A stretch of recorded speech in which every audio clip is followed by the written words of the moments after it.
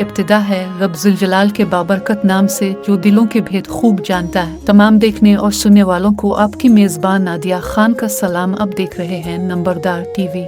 नाजरीन सुनते हैं अल पाकिस्तान नंबरदार इतिहाद रजिस्टर्ड का खुसूसी पैगाम। इतिहाद वक्त का तकाजा है, आए अपनी ज़ात ज़िद और आना से निकल कर नंबरदार के तशख़्ख़ुस की बहाली के लिए सोचें। हमारी ज़िद और आना में नंबरदार अपना तशख़्ख़ुस खो रहा है। आए मिलकर नंबरदार की इज़्ज़त व तकरीम की बहाली के लिए कोशिश करें, क्योंकि अब बात हमारी नस्लों के मुस्तक़बिल की है। क्या अब चाहते हैं जो धक्के हम खा रहे हैं हमारी औलादें भी खाएं? अगर हमने आज अपनी ज़ात से निकल कर ना सोचा तो आने वाली नस्लें हमें कभी माफ़ नहीं करेंगे। तारीख़ में लिखा जाएगा कि हमने अपने हाथों से अपनी औलादों के मुस्तक़बिल को बर्बाद किया।